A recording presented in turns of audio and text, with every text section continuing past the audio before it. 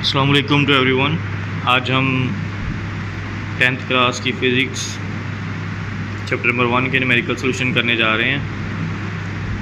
इसमें हमारे पास जो सबसे पहला न्यूमेरिकल है वो क्या है कि the time period of a simple pendulum is 2 second. कि एक सिंपल पेंडुलम है, उसका टाइम पीरियड है 2 second. What will be its length on the earth के ऊपर इसकी लेंथ क्या होगी, and what will be its length on moon, और मून के ऊपर उसकी लेंथ क्या होगी अगर मून के ऊपर जी की वैल्यू अर्थ का ओवर 6 है। ठीक है, तो अर्थ के ऊपर क्या है, वैल्यू 10 है तो 10/6। ठीक है, और अर्थ के ऊपर वैल्यू क्या है 10। अच्छा, न्यूमेरिकल के सोल्यूशन से पहले मैं ये बात बताना चाहता हूँ कि सबसे ज़रूरी काम है न्यूमेरिकल की स्टेटमेंट को समझना कि हमें गिवन डेटा क्या है और हमसे कहा क्या जा रहा है, हमने फाइंड आउट क्या करना है। ये चीज़ सबसे ज़्यादा इम्पॉर्टेंट है। तो फर्स्ट ऑफ ऑल उसने जो कहा है वो कहा है कि time period of simple pendulum, ये हमारे पास टाइम पीरियड आ गया 2 सेकेंड। ठीक है, वैल्यू की क्वांटिटी की आइडेंटिफिकेशन उसके यूनिट से होती है, तो सेकेंड है, इट्स मीन कि ये टाइम पीरियड है।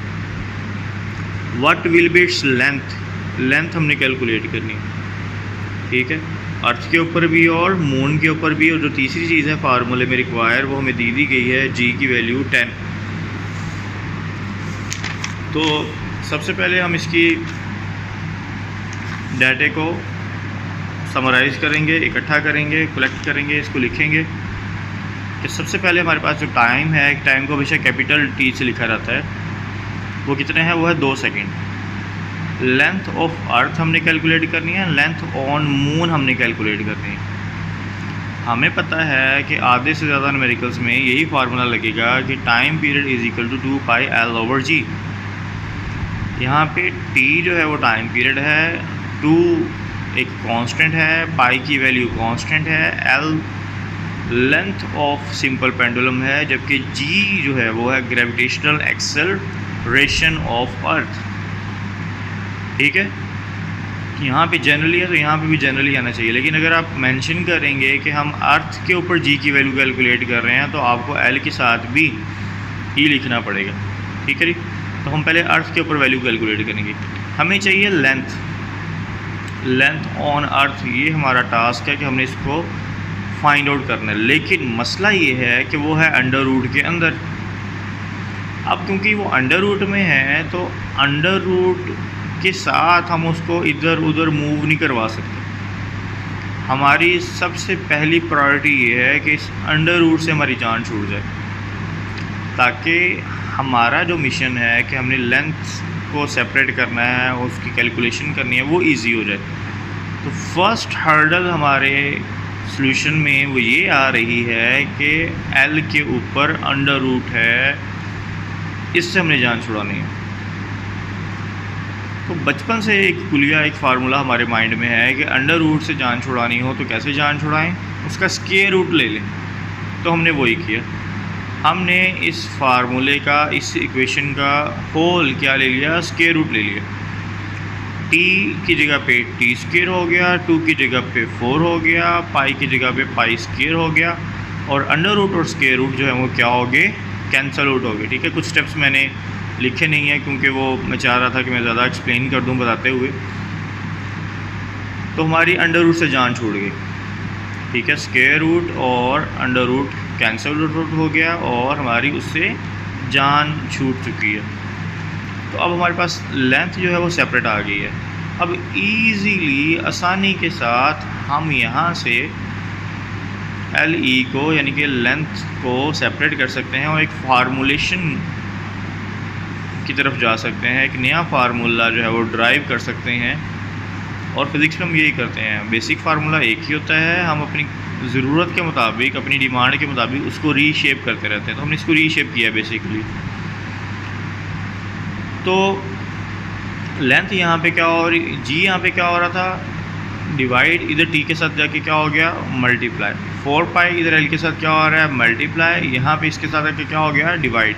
तो सिर्फ पीछे क्या बचा, एल, यानी कि लेंथ ऑन अर्थ। उसके बाद सिंपली इसके अंदर जो है वो वैल्यूज़ पुट की हैं। टी की वैल्यू 2 थी, 2 का स्क्वायर, जी ई की वैल्यू 10 है, 4 की वैल्यू 4, पाई की वैल्यू 3.14, उसका स्केयर है एज इट इज़ लिख दिया। सारी कैलकुलेशन के बाद आंसर आया है 1.02 मीटर। ठीक है, तो बहुत आसान था। उसके बाद इसी का ही सेकंड पोर्शन कि मून के ऊपर कैलकुलेट करनी है। अच्छा, अगर पेपर में स्पेसिफिकली वो एक ही कंडीशन दे के आपने मून के ऊपर कैलकुलेट करनी है तो आप ये सारे स्टेप्स करोगे। फार्मूले की जो भी मैंने वर्ड यूज़ किया था कि उसको रीशेप करोगे आप, लेकिन अगर आपको ये दोनों स्टेप्स करने के लिए दिए जाते हैं, मतलब एक कंप्लीट न्यूमेरिकल की फॉर्म में आपको आ जाता है, तो आपको फिर से उसी डेरिवेशन से सेम स्टेप से गुजरने की ज़रूरत नहीं है। आपने एक बार यहाँ फार्मूला ड्राइव कर लिया, डेट्स इनफ। आप उसी को दोबारा लिख के उसमें वैल्यूज़ पुट कर दोगे। तो मून के लिए जिस एक चीज़ जो है वो चेंज है, वो है G/m।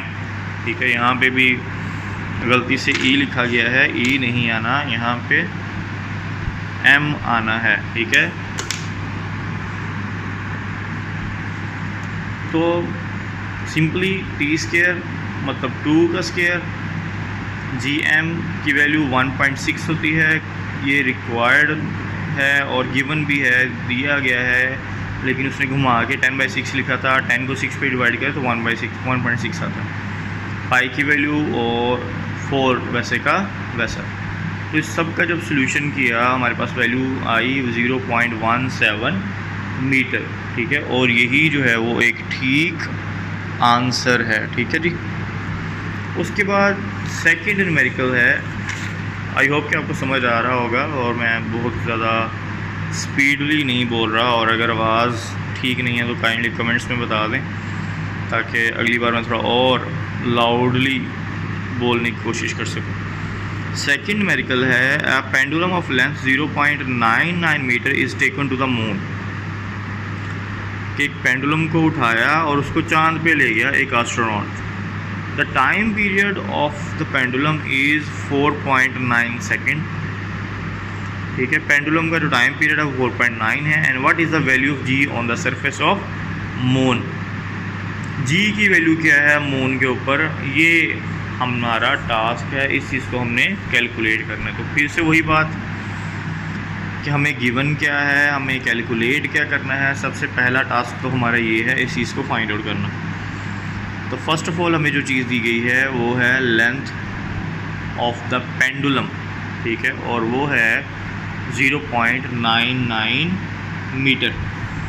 सेकंड चीज़ जो हमें दी गई है वो है उसका टाइम पीरियड, जो कि उसने बताया है कि वो 4.9 सेकेंड है। हमें इजीली क्या करना है, Gm यानी कि ग्रेविटेशनल एक्सेलरेशन की वैल्यू ऑन मून, हमें इसको कैलकुलेट करना है।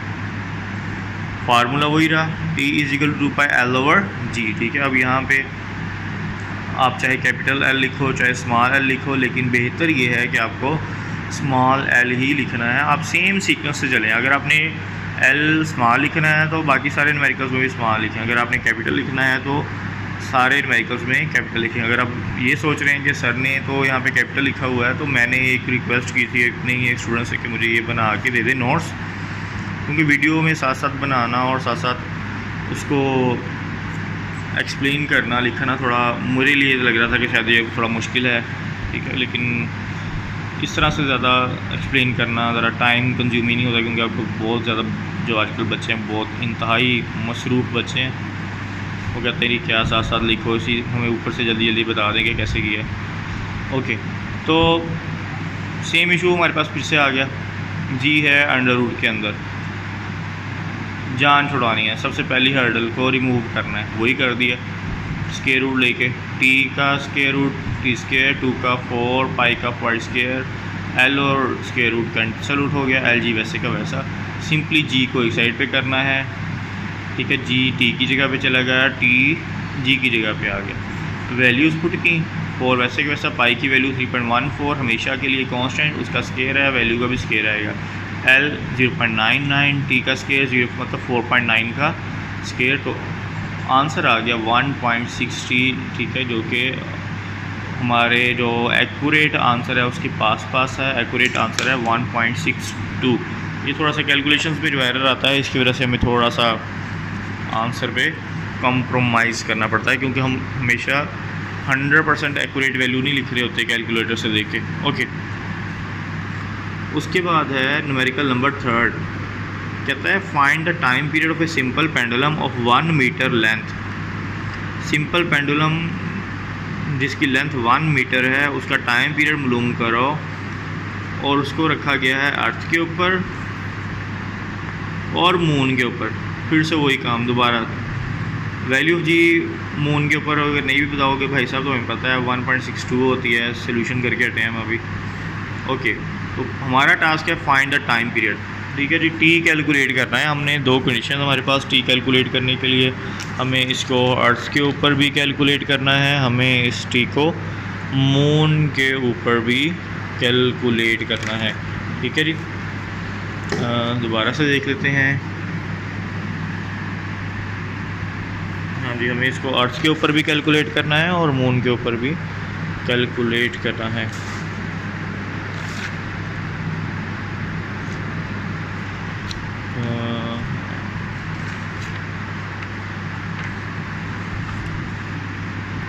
ओके जी, तो सबसे पहले हमारे पास लेंथ है 1 मीटर, GE है 10, GM है 1.62।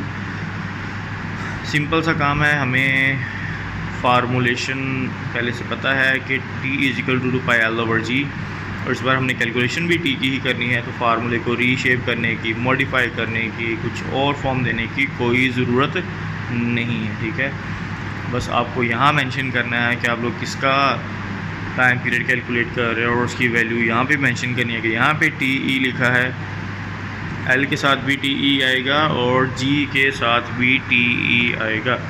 ठीक है जी, लेंथ को आप कह लो कि वो कांस्टेंट रहेगी, तो लेकिन हमने G के साथ तो E मस्ट लिखना ही लिखना है। ठीक है, ओके, तो TE हमने कैलकुलेट करना था। 2 वैसे का वैसा, पाई 3.14, L की वैल्यू 1 है, GE हमेशा 10 है। तो इन दोनों को मल्टीप्लाई किया आपस में, 1 और 10, 1 को 10 पे डिवाइड किया, जो भी आंसर है उसको स्क्वायर रूट लिया और उसको इससे मल्टीप्लाई किया। तो आंसर जो नियर अबाउट आ रहा है डेट इज़ 1.98। ठीक है, आलमोस्ट इसको अब 2 सेकेंड्स बोल सकते हो। उसके बाद है कि इसी का ही हमने मून के ऊपर कैलकुलेट करना। तो यहाँ जैसे अभी मैंने बताया था कि वहाँ पे अगर TM लिखा है तो इस G के साथ भी हम लगाना है, तो लगा दिया, ख्याल आ ही गया भाई को। तो 2 वैसे के वैसा, पाई की वैल्यू वैसे की वैसी, L/m का सोल्यूशन निकाला, उसका स्क्वायर रूट लिया, उसको इस सबसे मल्टीप्लाई किया, तो ये आया है 4.9 सेकेंड्स। ठीक है, तो के बुक के साथ एग्जैक्टली मैच कर रहा है। उसके बाद है न्यूमेरिकल नंबर 4, और 4 में हमारे पास है कि जी एक सिंपल पेंडुलम है, कंप्लीट्स 1 वाइब्रेशन इन 2 सेकेंड। ठीक है, 2 सेकेंड में 1 वाइब्रेशन मुकम्मल कर रहा है। अब ये क्या है, उसकी जितने भी सेकंड्स लगे हैं वाइब्रेशन को कंप्लीट करने के लिए वो टाइम पीरियड होता है। तो इसका टाइम पीरियड उसने दे दिया है। कैलकुलेट इस लेंथ, G हमें पता है 10 है। ये मैंने अभी ड्यूरिंग वीडियो इसको पॉज करके रोक के सॉल्व किया है, बहुत आसान न्यूमेरिकल था। टाइम है 2 सेकेंड, लेंथ हमने कैलकुलेट करनी है, G हमें दिया है 10। जब न्यूमेरिकल में 2 वैल्यूज़ ना हो, मतलब G M नहीं है, सिर्फ G का जिक्र है। ठीक है, तो आप सिंपल उसको G भी लिख सकते हो, GE लिखने की ज़रूरत नहीं है। अगर आप लिखना चाहते हैं तो लिख दें, लेकिन कन्फ्यूजन तो तब होती है ना जब आपके पास 2 वैल्यूज़ हों, तब हमने आइडेंटिफाई करना होता है कि ये GM है, ये GE है। अगर है ही एक चीज़ की बात हो रही है तो M या M है तो E वाले का क्या चक्कर वहाँ पे, तो आप सिंपली E लिख सकते हो, G लिख सकते हो। T = 2πL/g। ठीक है, हमें L कैलकुलेट करना है, फर्स्ट हर्डल को रिमूव करना है, स्क्वायर रूट ले लिया, इसको सॉल्व कर लिया, L को साइड पे किया, वैल्यूज़ को पुट किया, 2 का स्क्वायर 4, 4 × 10 40, 3.14 का स्क्वायर लिया, उसको 4 से मल्टीप्लाई किया, डेट इज़ इक्वल टू 39.438। ठीक है, दोनों को डिवाइड किया, आंसर विल बी 1.01। ठीक है, 1.02 बुक पे लिखा हुआ है, तो ये उसके पास है। ठीक है, आप ये बुक के साथ मैच करने की ज़रूरत नहीं होती है आप लोगों को। ठीक है, अगर हाँ आप लोग पॉइंट में डिफरेंस नहीं आ रहा, डिफरेंस बढ़ गया है, बहुत ज़्यादा बढ़ गया है, तो फिर इसमें कि आपने कहीं ना कहीं कोई ना कोई जो है वो मिस्टेक ज़रूर की है। ओके, उसके बाद है हमारे पास न्यूमेरिकल नंबर 5। क्या है numerical number 5? If 100 waves passing through a point of a medium in 20 second, कि 100 वेव्स हैं 20 सेकेंड में गुजर रही हैं। अब नंबर ऑफ़ वाइब्रेशंस या नंबर ऑफ़ वेव्स पर सेकेंड क्या होता है? Time period. तो सिंपली हमें 100 को 20 पे डिवाइड करना है और हमारे पास टाइम पीरियड आ जाएगा। तो एक तो वैल्यू आ गई ना हमारे पास। व्हाट इज़ इस फ्रीक्वेंसी कैलकुलेट करनी है। और फर्स्ट चैप्टर में आप लोग पढ़ चुके हो, ये भी फर्स्ट चैप्टर ही है, कि फ्रीक्वेंसी और टाइम पीरियड एक दूसरे के रेसिप्रोकल हैं। And time period of the waves, अब एक फ्रीक्वेंसी आ जाएगी तो टाइम पीरियड भी आ जाएगा, वो वहाँ से आ गया हमारे पास। If its wavelength is 6 centimetre, calculate speed. कोई मसला नहीं है हमारे लिए, बच्चों वाला न्यूमेरिकल है, आसान तरीन न्यूमेरिकल है। ओके, तो आ जाते हैं इसके सोल्यूशन की तरफ। नंबर ऑफ़ वेव्स कितनी है? 100। और जो टाइम मिला है यहाँ पे इसको स्मॉल टी लिखना है क्योंकि ये टाइम पीरियड नहीं है। ठीक है, जब हम कंफर्म हो जाते हैं कि ये जो हमारे पास गिवन टाइम है ये टाइम पीरियड है, तो हम फिर कैपिटल टी लिखते हैं, अदरवाइज़ इसको हम स्मॉल टी लिखेंगे। ठीक है, तो ये मैंने जैसे कि पहले बता रहा हूँ बार बार कि मैं इसका खुद क्रेडिट नहीं ले रहा, ये मेरे नोट्स नहीं है। ठीक है, काम या यूँ समझ लें कि पढ़ाया हुआ मेरा ही है, लेकिन शायद कोई बच्चा था उसने इस बात को पिक नहीं किया। ये सारे नोट्स उसी ने बनाने हैं क्योंकि मेरी राइटिंग कुछ ख़ास कमाल की नहीं है। चले, तो अभी मैंने समझाया कि टाइम को स्मॉल टी ही लिखना है, तो 20 सेकेंड। ठीक है जी, ये करेक्शन क्यों है यहाँ पे। उसके बाद फ्रीक्वेंसी, ये फिर से वो गलती आ गया, ये लगता है इसको अलग से क्लास देनी पड़ेगी, समझ गए। तो इसको क्या समझ रहे हैं कि जो फ्रीक्वेंसी है उसको स्मॉल एफ लिखना है, यहाँ पे कैपिटल एफ लिखा हुआ है। तो लैम्डा जो है वो आपके पास था 6 सेंटीमीटर, उसको डिवाइड करेंगे 100 पे तो वो आ जाएगा 0.6 मिलीमीटर में। हमने उसकी स्पीड भी में कैलकुलेट करनी है। सबसे पहले फ्रीक्वेंसी के ऊपर आते हैं ना, कि number of waves over time हमारे पास फ्रीक्वेंसी आ जाएगी सिंपली। तो 100/25 हर्ट्ज़ आ गया, उसी का रेसिप्रोकल लिया हमने 1/f किया तो हमारे पास टाइम पीरियड आ गया। ठीक है, और हमने v = f लैम्डा वाला फार्मूला यूज़ किया। v हमने कैलकुलेट करनी थी, f हमारे पास है 5 हर्ट्ज़, लैम्डा गिवन है 0.6, तो हमारे पास आंसर आ गया 0.3 मीटर पर सेकेंड। आई होप कि आज के लिए ये 5 न्यूमेरिकल काफ़ी है, आप लोग आसानी से हज़म कर लोगे। और मेरा मोबाइल भी थोड़ा हीट अप हो रहा है। अपना ख्याल रखिएगा, जल्द ही इसके रिमेनिंग सोल्यूशन के साथ वापस आऊँगा। अल्लाह हाफिज़।